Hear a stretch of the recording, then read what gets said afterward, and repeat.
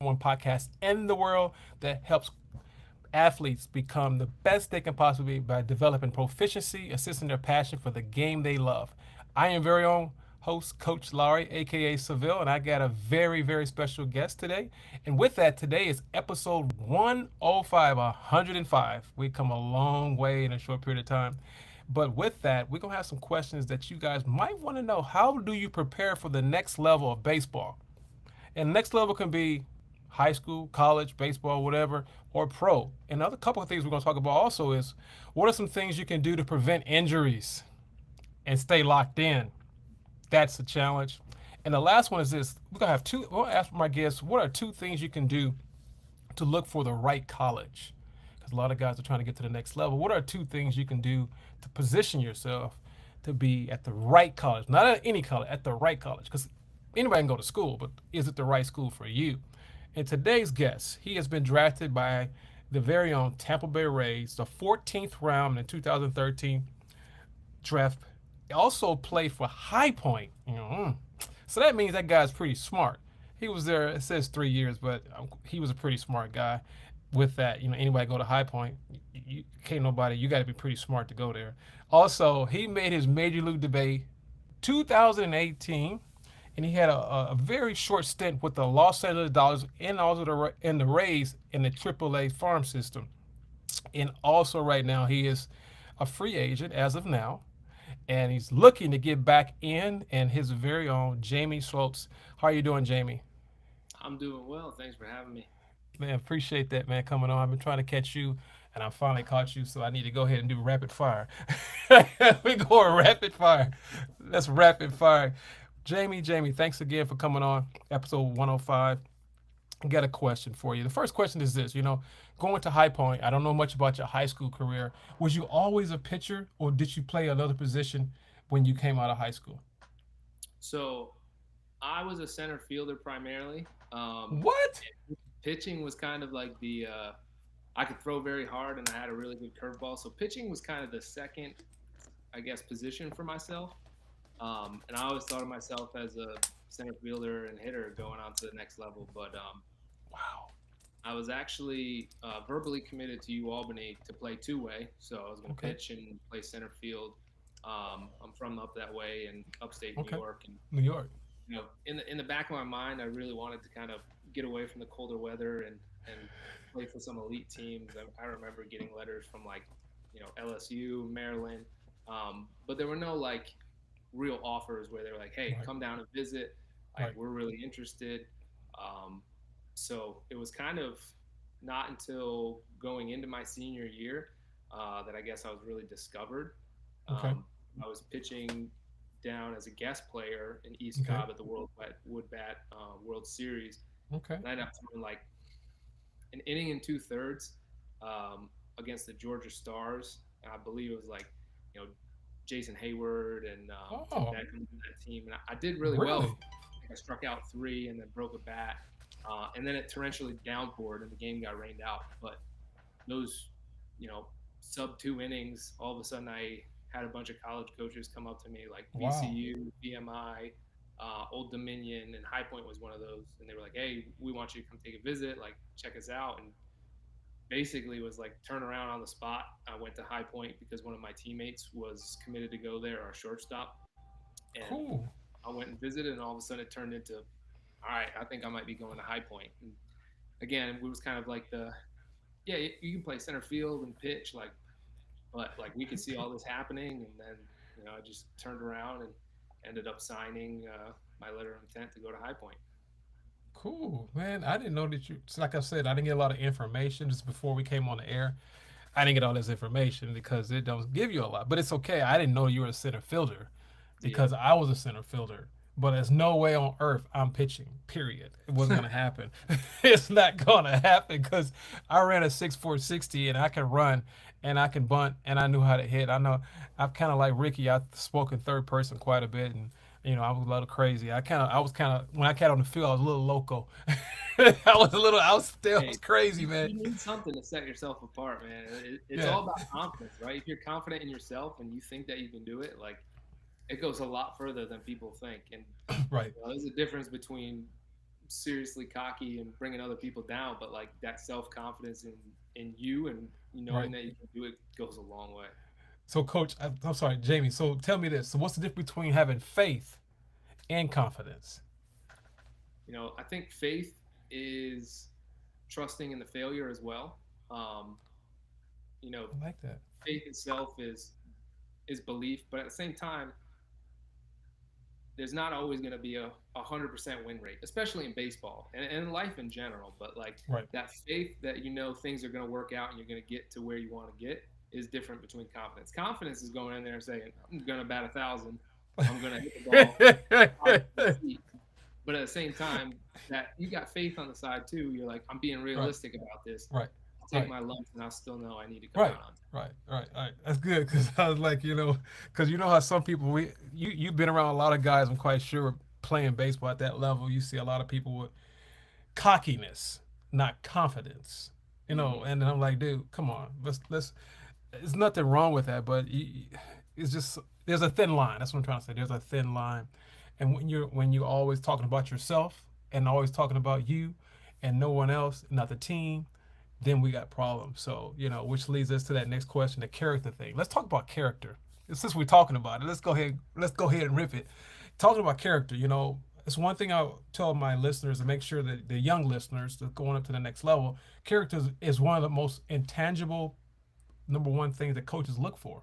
I want you to kind of elaborate on that because I know when you get to the next level, it's a job. It's a job, but it's still character has to have a play because you still got to get in the lineup, regardless how you look at it.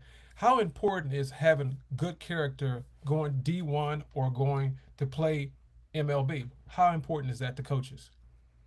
Yeah, I'd say character probably makes up honestly a higher percentage than most people want to think. Like, yes, skills and intent and games that really matters, but at the same time, there's only a few people in every sport that can get away with having that bad character.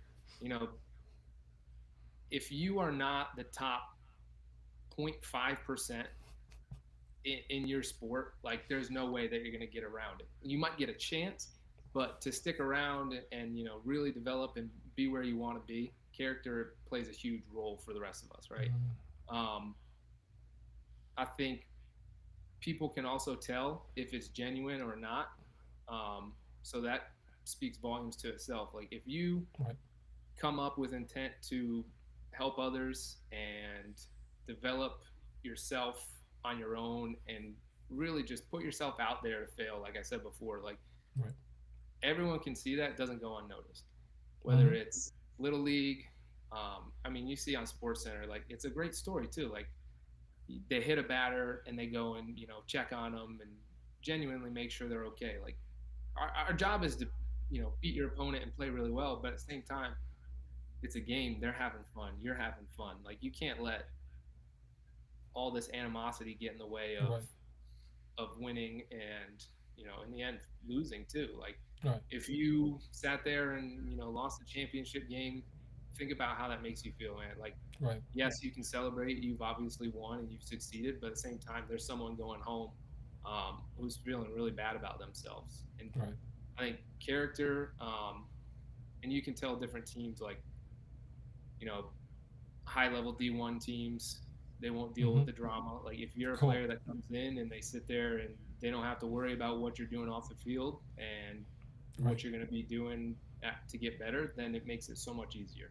Yeah. Um, there's higher expectations when you get onto college, and the higher up, the more you are on the spotlight. Um, and if you put a bad rap on your name, you put a bad rap on that program, and it's the same thing with MLB, right? Like That's right. I like unfortunately, like things happen, like Trevor Bauer, like Right. people are questioning his Yes. character, whether or not it's his true self or not. But unfortunately, he got wrapped up in a situation where people are gonna develop opinions, and Correct. you know, it is no knock against him, but you can Correct. see what perception ends up being reality. So Correct. you keep your You're right. nose clean, you work hard and do the right things, it goes a long way. You're right. And now that we're talking, that you brought his name up, I actually like him a lot. You know, And I don't really care if people don't like him. I like him. I thought he was a very up to par guy. He got in a situation, and then it wound up boomeranging him when it wasn't really what it was. But people developed their own realities, and then social media is. I mean, because if we were back 20 years from now, 30 years ago, this wouldn't be an issue. Trevor would be Mhm. still playing. I can guarantee you that. But with social media, it's just he got a bad rep. I mean, the guy is phenomenal, and there's many other stories that we don't know, me and you, that people have done worse. But it's all business, and we already know what it is. So we don't have to talk about it. But I just wish nothing but the best for Trevor Bauer, and I'm quite sure you do as well, because the guy can still play. He still got some juice in the tank. So hopefully and prayerfully he can get back into. I don't think they're gonna let him in, but I would love for him to come back in. I don't think they're going to. But with that being said, talking about character, which leads to the next thing. I know that you had some victories and some setbacks, and can you give some experiences, like what are some things you can do to prepare yourself for injuries now? Because as athletes, we don't prepare for injuries, we prepare for victory. And now that you've been hurt, making a comeback, you deal with quite a few mental challenges. I know, just mental, especially when you're younger and you still got it and you're trying to figure out a way. Hey, come on, So how do you prepare yourself for preventing injuries at any level of baseball? Yeah, like I said, no one ever prepares to be injured. But I think Major League ball clubs take a priority in it, right? They're protecting assets. They want you to succeed because in the end it helps them. Um, so I wasn't really introduced to this until you know I actually began professional baseball. But like prehab and warm up routines, Ooh, and even days that you're not gonna play, like it goes a long way.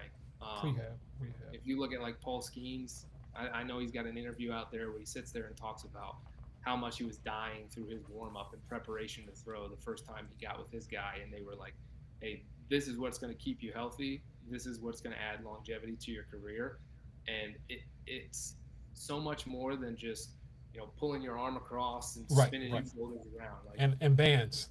yeah, exactly. That is completely helpful. Like I do bands all the time, but like in the end, post throwing, pre throwing, mobility. Like as you get older, you're doing the same thing over and over again. Your body's getting forced into this position, right?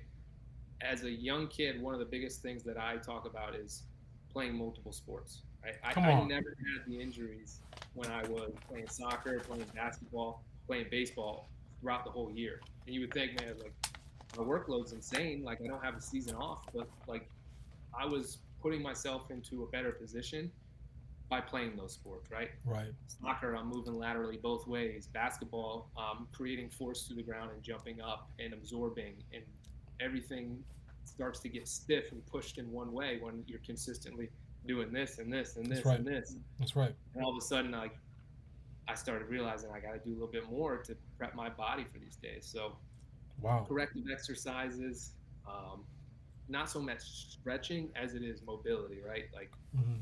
I gotta force my body into a good position by actively moving the muscles so that the bones align well, the muscles and tendons, and obviously nutrition and water and Right. sleep habits go a long way. So yeah, Man. mobility, dynamic warm ups, man. I see too many kids come in and just spin the arms around and start ripping through those. I'm like, dude, you're gonna thank me in 5 years when you Yeah. throw every single day, but I gave you a little bit of a Oh. dynamic warm up to do.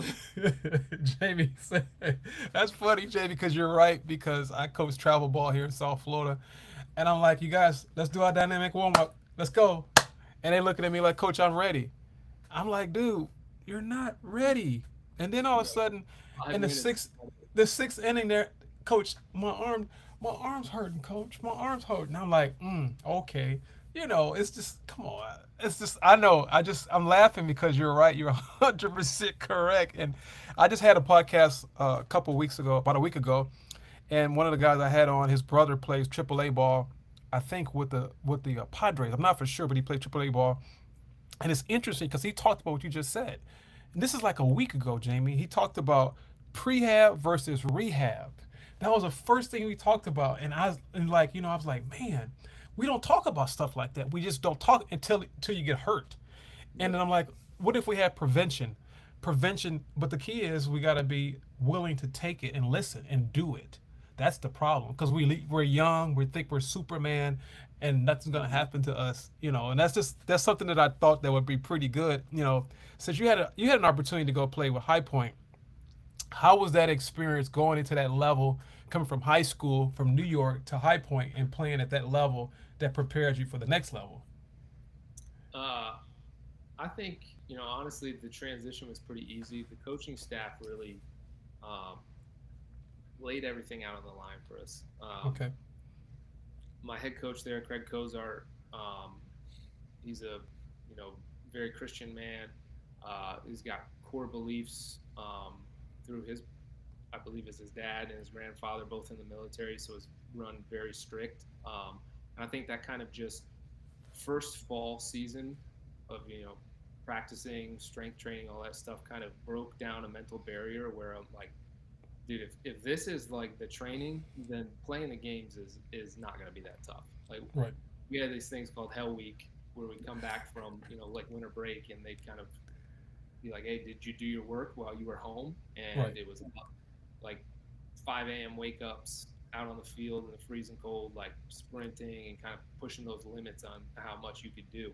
I Wow. remember treading water with a cinder block in our hands. It was like a group of five of us in the deep end of the pool. Like, like, dude, this is my life on the line. And if I can get through this, like, what's pitching against Coastal Carolina, who ended up being number Right. one in the nation at one point. Like Right. it kind of just prepares you to compete without any fear. Wow. I like that. Obviously, there's levels to talent wise, and you can't get away with as much, but that's part of the learning process. Like I got to make better pitches. I can't just get away with throwing a fastball as hard as I can down the middle every time. Right. Right. But it was a lot of fun. I had my struggles, and obviously with injury and some other things outside, balancing workload as far as relationships with friends and I like it. academics in general. Like I had a really rough freshman year because I was kind of used to just skating by, and I was like, oh, dude, I gotta get this Buckle done. down. No one's up here trying to help me out. This is just numero uno, trying to get stuff done. So I like it. I think the biggest thing was the mental preparation for the next Yeah. level. I like it. I kind of got into professional baseball, and they start putting you through workouts and testing speed and your durability, and all of a sudden, like people are kind of like, oh, this is so hard, kind of stopping and taking breaks and all that. This is nothing Jamie, compared to what I've been through. Keep rolling here, so it's Jamie, definitely Jamie, the I next can see level. Jamie looking around like, "Hey, I'm already prepared for this. I'm ready for this." You know, I can But yeah, just tell I've the never been the like endurance guy. Like in soccer, I played striker, so I was just jogging around, making a few right. sprints here and there. Obviously basketball, you got to be a little bit more, but You gotta be you know, winded a little bit. I'm not the guy that's gonna go out and run 5 miles. I'm like, I'll hit you with maybe a mile if you need it, but then like I'm the guy that's gonna burst sprint all over the place. And we do these body weight circuits when we got the pro ball, where it'd be like you got 5 minutes to knock out 25 body weight squats, 25 step ups on each leg, and then and I was just like boom, boom, boom, and everyone else is like gas. I was like, that was the whole test. All right, let's go.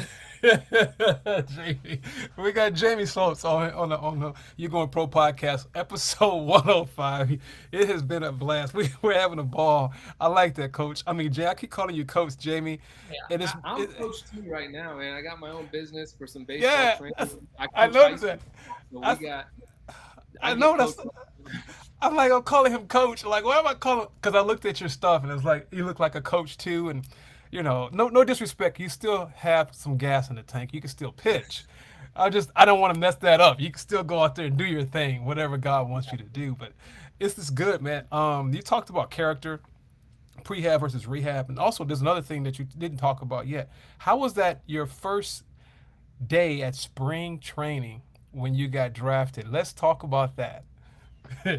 Yeah, so when you first get drafted, like you're in the middle of the MLB season, so like they don't really put you through that first spring training. So I think it was like June where I got drafted, so you go and play, and it's very isolated because you're in this one league, and some guys, I guess, fortunate enough to move up, and I just happened to be up in New York. But that first spring training, like go in, and then all of a sudden you're like, this is like real because one, you're separated from the big league guys, like they've been there for a while and they're Right. playing games, and they kind of keep them isolated because like you don't need 20,000 different young guys coming through and asking them questions, but Correct. you're like the end goal is like I want to get over there, but you walk in and there's 200 something players sitting in there and all tight quarters from all different backgrounds, and some guys are 6'8", 250 pounds, play the same position as you. You're like, dude, where do I stack up in this? Like, how do I find this? It's very fast paced. Oh, it's um, fast paced. Okay. you're out there, you get a little meeting, send it off, and then all of a sudden you're into your dynamic warm up. And if you don't know where to be, like, you better take a look. They got boards posted of your group numbers, and they're like, all right, group number 2 is on field 5, and there's a clover with a backfield and a half field, and you're like, which one's 5, which one's Right. 5? Am I in group Right. 2? Like, and you're just kind of moving all around. But it is the best preparation you could possibly get for a season, right? Like, not only are you expected to do your stuff in the off season, come in prepared and throw bullpens, and you're basically game speed when you get there, minus the games. But pitchers fundamental practices, so you're fielding ground balls, where to be on the mound, where to be on the field, if there's a double hit, if there's a triple hit, play at the plate, you got to be all the way back to the backstop. So that's kind of stuff where, yeah, I learned it in college, but it wasn't always like the main focus, right? The main focus is getting wins and you know competing at a highest level, and really buying into the system. But preparing yourself for a season where this guy is not going to even see this guy this season because he's in AAA, I'm in Right. high A and everything. It's trying to find individual reps while creating teams at the same time. And you really don't have that luxury Right. of like individual development, Right. um, for a high school season, for a college season. Like, yeah, you get your work in, but this is, hey, I'm sure you've never even learned how to pick off properly. This is what you got to do. We got 3 weeks until games start, so we're putting in, you know, team defense. Where do you play into a bunt? Where do these guys go? You know, what our philosophy is, like what pitches to throw in certain situations. Wow. Where you're throwing the ball. If you get a double play, who you're backing up, who you're.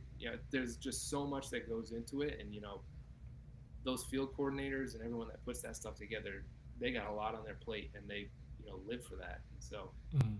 it's a fast pace, but it's probably the best preparation you could possibly have for going into a season. I like that, man. That's good. That's good. Good information right there. And I'm gonna ask you another question based on college. So there's some guys that are listening, trying to get to college. Coming from high school, you've been through that. So my question is, if you can give us 2 tips, what are 2 things they can do to position themselves so they can get that offer?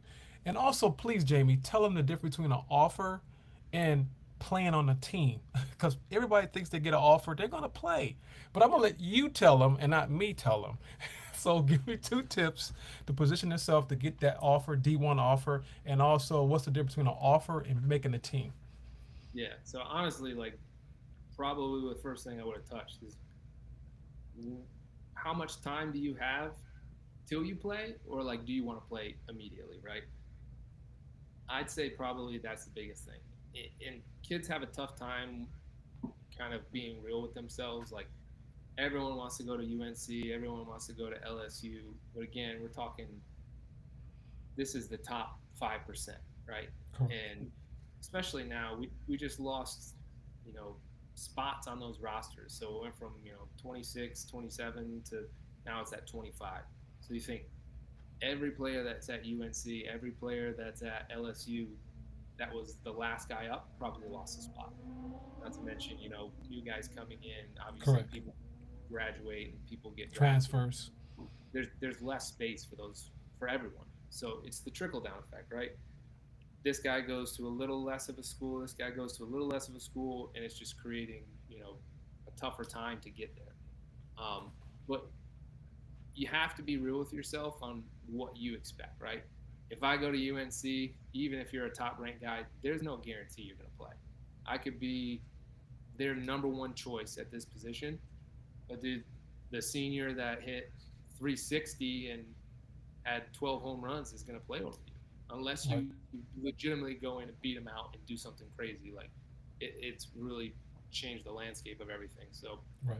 you know, there's no problem with going, Division 2, Division 3, or a JUCO and playing immediately, and then now you have college experience and stats to back it up. Then you can go in and hit that transfer portal, and UNC goes, oh, dude, this guy crushed it Right. at a lower level school. Let's Right. take a chance on him, and Right. you can potentially work your way into a lineup there. So I think number one is realistic.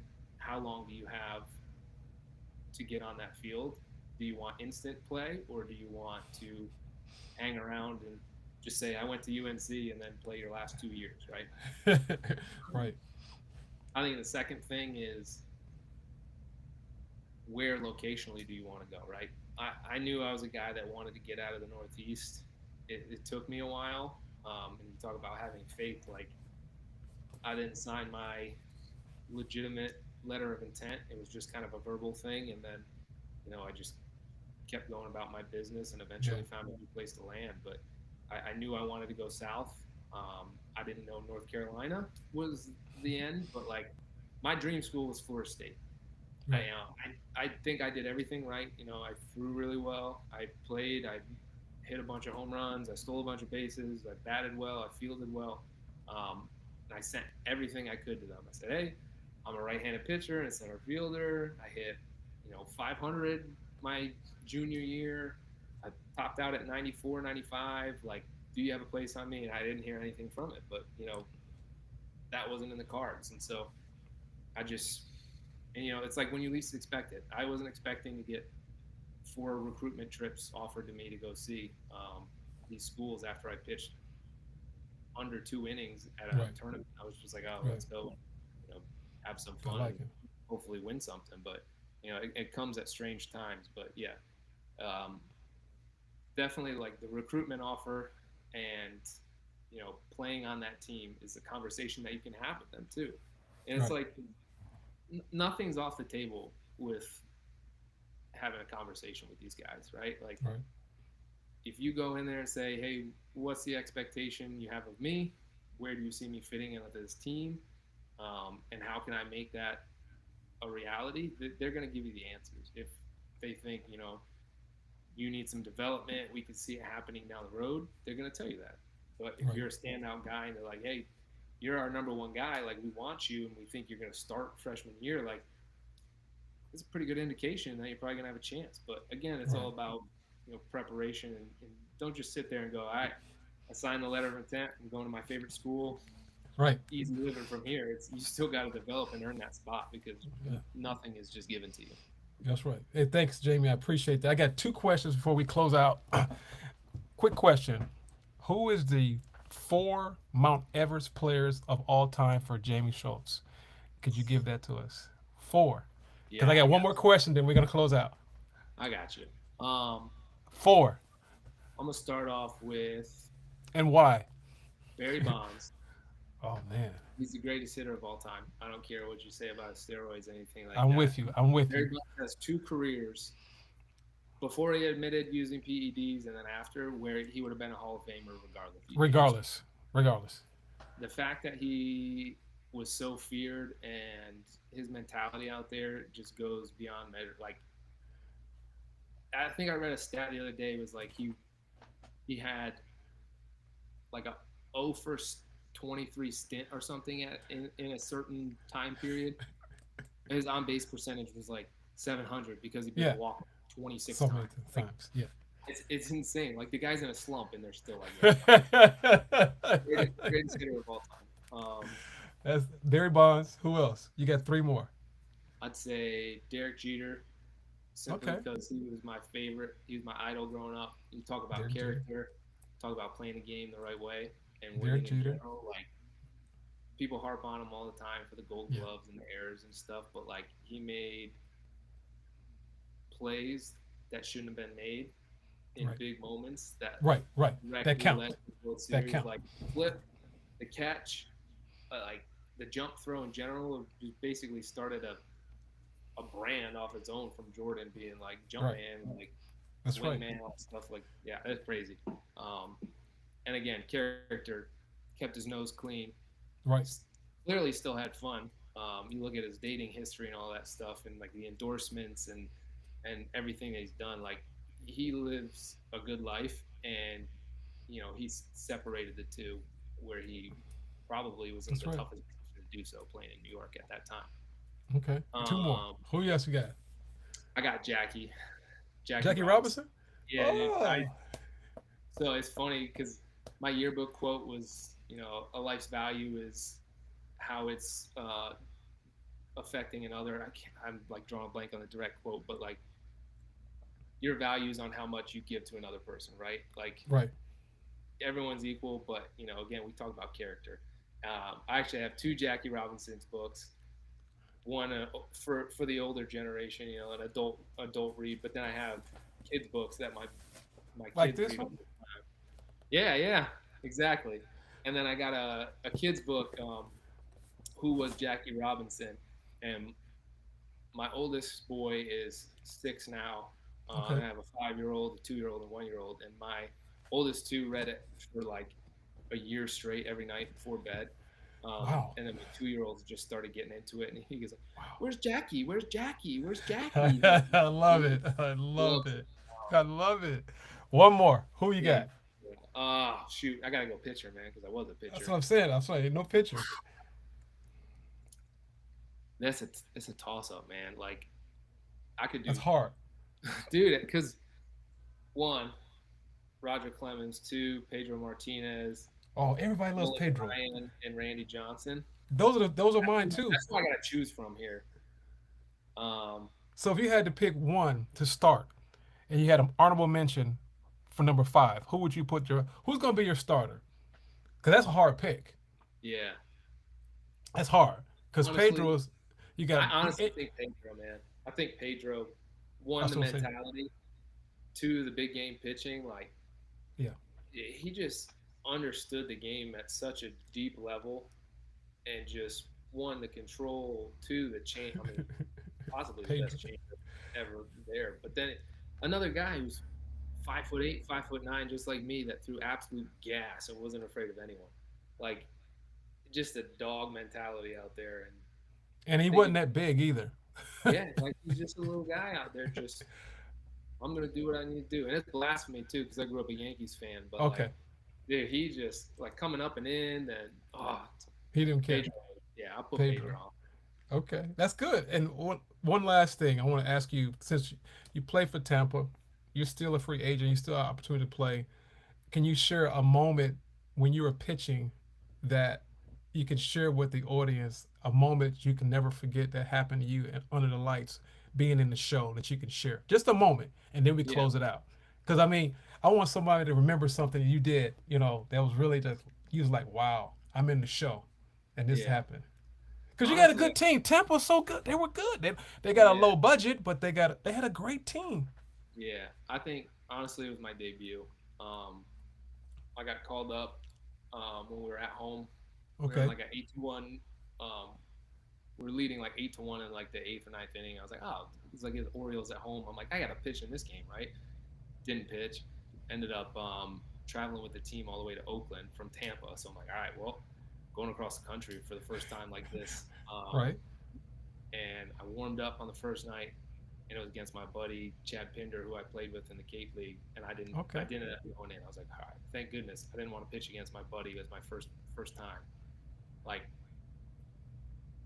next day goes by, didn't warm up. Third game of that series, they're like Schultz. It's like the fifth inning. Schultz get hot. I was like, all right, you'll be ready for Chad Pinder. I was like, come on, man. Like I don't want to pitch against my friend. Because Blake Snell ended up going like, I think I think he ended up going 7 innings, 6 or 7 innings, and just no hit or no runs, just dominate that game. And so it's like seventh or eighth inning, and they called down the bullpen again, and they're like, get Schultz hot. I'm like, oh, going in like a 1-0 ball game. Okay, like we end up doing like one more run before I go in. It Right. was like the most calm I've ever been. That I was like having to move my body in slow motion, and then like warming up, I was just like, I feel really good, like really in control. And then I just went in, and it was like first batter, strikeout, second batter, strikeout, third batter, strikeout inside. And I remember just like doing that with my wife up in the stands, and I was like, the only thing I could think of was like she's up there watching, my parents are home watching at home, and then all of a sudden I was just like, that was my first inning, and I've never been like the huge emotions on the field guy, but I just smacked my glove so hard and walked off, and I was like, finally, like this is what everything was for right there. And that, I think, I don't know how many people in their major league debut struck out the side, but like I just hope Wow. that's like a kind of a elite company there to be in that situation. So That's probably most awesome, comfortable man. I've been on the mound, and for it to happen the debut like that was Man. something I'll never forget. Well, thank you, man. I appreciate you sharing that. I just wanted to make sure I give that shout out for you as well. And you never told us who your favorite teammate was on Tampa, but we can leave that for another day. I mean, because you guys had a squad. I mean, still got a good squad. They still got a good squad. They let go of a few people. They're a little frugal when it comes to the money part, but they do know how to put together a squad from the outside looking in. From outside looking in, we can see that. But there's a lot of things that go on that we're not aware of, Mm. and that's just part of the business. But I want to tell you, thank you for coming on. It's been nothing but a blessing. It's been nothing but a blessing. I know it's kind of short, but hey, we got something to work with. We got something to work with, man. I know you're a free agent, gonna get back in the league, hopefully and prayerfully. I'll be saying a prayer for you, get you back in there, however they want to use you as a reliever, middleman, or whatever. Just use you while you still got time. You still got a little time left, so you got the experience and prayerfully, God open up that door for you. And if you don't mind closing out with your information so they can come and get some services, where you're located at, and your DM. But thanks a lot, Jamie. This is episode 105. Jamie Schultz played for the Tampa Bay Rays. Is still a free agent trying to get back in the league. He will get back in the league. Is and also he was an athlete, by the way. He wasn't just a pitcher. He Oh was an yeah. athlete. I want to throw that in there because people says pitchers are they're not athletes, but you were an athlete because you started as an outfielder. So I gotta throw that in there. So Yeah, thanks for having me on. Yeah, if you're in the North Carolina area, um, business is Aux Baseball. You can hit ox us up, ox. Aux Baseball on Instagram, like auxiliary. Okay. We got our website up and live, auxbaseball.com. Follow us on Instagram, follow us on TikTok, and hit up the DMs and hit our emails up off the website. We'll get some work done. Cool. Jamie, one thing before I close out, you do just pitching or do you do We do it outfield? all. Okay, I just want to make sure they understand they know what you do because they may think you're just a pitching Yeah, trainer. So if you don't mind telling hitting. them a little bit more, go Yeah, ahead. hitting all positions, strength and conditioning. We do remote and hybrid programming. Okay. So if you're in the area, you can come see us in person. If not, send you out and put you on a overview call to run you through your program and Okay. some stuff you can take care of on your own Okay. time. All right, that's cool because I want to. Sometimes people don't give a little quick description because when people listen to the podcast, they're like, "Man, what does he do? He's a pitcher." I'm not going to Yeah. see a pitcher. No, he's not a pitcher. He's a complete trainer. You're gonna get it all. You're gonna get the nutrition. You're gonna learn how to be flexible, mobile. You're gonna learn how to do dynamic warm ups.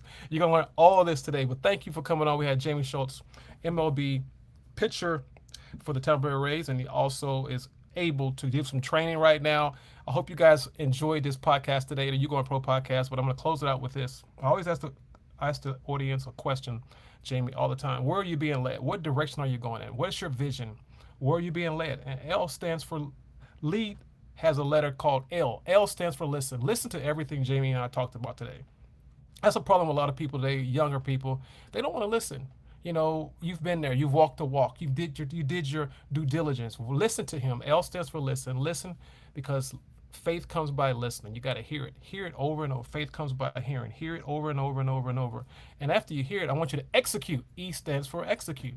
L-E. E stands for execute. Because there's no purpose of having all the information if you don't apply the information. Faith without works is dead. You know, the last letter is D. D stands for dominate. I believe everybody has a purpose in life, and I want you guys to understand you guys can make it happen. So if you believe in yourself and everything Jamie said today, listen, execute, and then dominate. Where are you being led? This is Coach Laurie, episode 105 of You Going Pro podcast, number one podcast in the world. We help athletes become proficient in the field they have. Thank you, Coach. Coach Jamie Schultz, MLB pitcher. Thanks a lot. Have a blessed day, brother. Bye bye.